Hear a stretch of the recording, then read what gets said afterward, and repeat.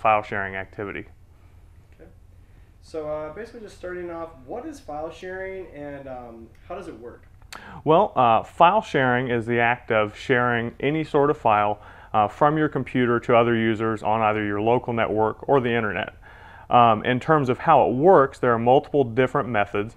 One popular option is BitTorrent, and that's a very distributed method and where there's no server needed to make that communication happen. Essentially, it's a peer-to-peer network where your computer communicates with another computer and transfers parts of a file to where you can eventually compile all of the parts of that file into the total piece. And why is file sharing illegal? Well, file sharing in and of itself is not actually illegal. The illegal part of it comes when when copyrighted work is being shared. And the copyright holders actually monitor file sharing networks for that activity. In terms of it being against IU policy, once again, it's not. Only when it is involving copyrighted work is when we say file sharing is a bad thing. An example of how it can be used legitimately would be for a researcher transferring large data sets, upwards of gigabytes of data. It's much faster to use BitTorrent to do that rather than a standard file transfer protocol or over a web server. So basically then how does IU look and research between the copyrighted and the illegal file sharing? What's the process? How do they investigate those two to see which is being done illegally and which is being done legally? Sure.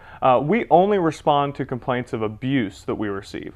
We don't monitor IU's network at all. So for us, it's not about trying to differentiate between the two. Like we said, it's not against policy, so if someone wants to engage in that activity, it's okay. For us to be notified, though, the Digital Millennium Copyright Act requires that the copyright holder send us a formal takedown notice stating that the activity was happening. Okay. And does IU search? You don't search for. What actions does IU take when they do discover someone is illegally downloading or sharing files? Well, it depends on the person's affiliation with the university, whether they're a student or a staff member. It also depends on if they've received an offense before. For a student who's receiving their first offense, they're given 36 hours to complete a copyright tutorial and quiz. It's a 19-question tutorial with a 10-question true-false quiz.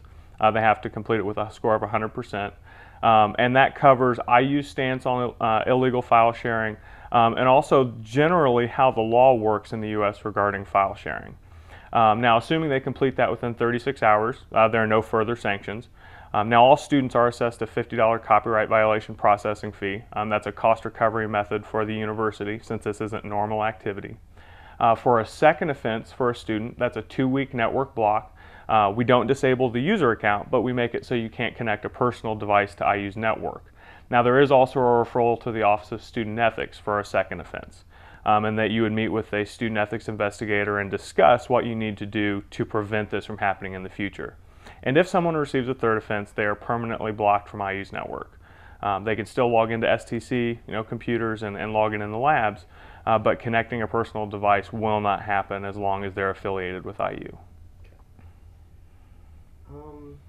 What are some easy ways students can stay legal, basically, when they're looking to download files or things of that nature? Sure. If you're trying to basically be safe online and not take those risks, first and foremost, we say don't use peer-to-peer software. Even though it is not illegal, it is risky software to have. Beyond the aspect of illegal file sharing, you can get viruses, malware, your personal information can be exposed. Lots of bad things can happen. If you do choose to use that software, make sure that you're only downloading or uploading files that you have a right to. If it's a music work or any work for that matter, which you are not the author of that, unless you have explicit written permission from the copyright holder, you can't do that. So it's important to know what you're uploading. Most people will turn off uploading as somewhat of a precautionary measure. And beyond that, use legal services like iTunes or the new Napster or anything like that allows you to legally acquire that work. Okay. What is IU doing to increase illegal downloading and file sharing awareness, if anything? Sure. Awareness is actually something that we try to target pretty frequently for all campuses and for students and staff, primarily because if we can increase our awareness about it, we know that we can solve this problem. We have a website, filesharing.iu.edu, that goes over all of the details of what illegal file sharing is and what you can do to protect yourself. There are posters around campus. We actually recently contracted a graphic design artist to roll out a new file sharing campaign. You may have seen the Are You Legal t-shirts or posters, basically similar to that, but new branding, new graphics, and we hope to roll that out in the next year or so. And we also have in our annual notification to students, among a variety of other university information, the illegal file sharing is now required to be included in there. So there's quite a bit of information that gets out there. And of course, on move-in day in the dorms, you know, at the tech tables, we have that as a talking point for all the staff members there as well. Cool. How can students become involved with awareness or UITS in general? Well, there are quite a few different opportunities in terms of awareness, especially. You know, if you see that your friend or roommate is engaging in file sharing activity or downloading, you know, it's pretty easy to get caught. And you can say, hey, do you know that you can get caught with that and get a $50 fine? Or even potentially, you know, go to court and have to deal with the copyright holder directly.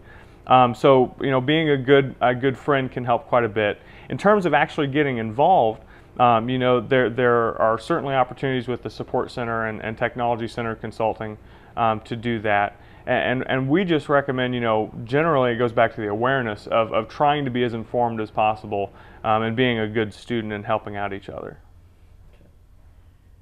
Okay.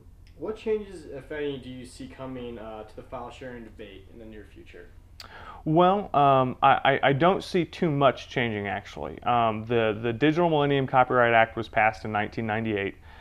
That's still on the books, is not likely to change. If anything, they're going to enforce harsher penalties for people illegally sharing files. Universities have recently been required by legislation to have a procedure in place to handle these notices. So in terms of the university level and how we respond to it, we don't anticipate any changes. In the private sector, it's certainly possible that internet service providers will change their stance on illegal file sharing. There's a lot of pressure from the copyright holders on Comcast and Time Warner to start handling those notices of abuse and start kicking subscribers off of their networks. Okay. What is your opinion, just kind of from a personal standpoint? There's an argument in terms of musicians or you know, filmmakers that file sharing sometimes can, you know, benefit their career and that they're getting their, you know, their media out there in terms. But then there's also the counter argument where, you know, they're losing the ability and the finances. Mm-hmm. People aren't paying rightfully for that content that's being viewed. So, you know, there's kind of an interesting dichotomy where my material is being put out for free to the masses, yet at the same time I'm losing potential, you know, stakeholders. So what is your personal opinion maybe on that? Sure. Well, I think that there is definitely a fine line between promoting yourself and getting that exposure versus giving your music away for free. Trent Reznor from Nine Inch Nails is a very good example of this. He actually, their last album, put it out for free online. You had the option of paying money. You could put in a dollar amount and charge it to your card. But if you wanted to pay nothing, that was okay too.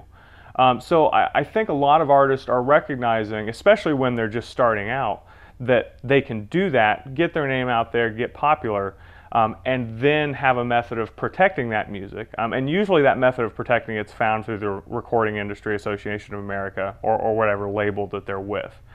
You know, I think most artists would be wise to use, you know, emerging technologies like peer-to-peer file sharing to spread their name, because that's only going to help them in the long run.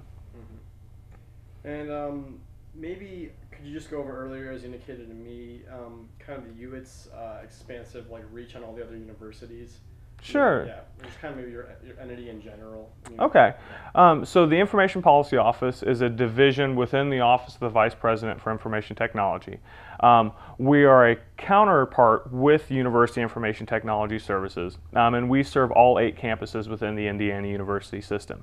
So what that means is that I can receive a takedown notice or notice of abuse for someone here in Bloomington or someone in South Bend.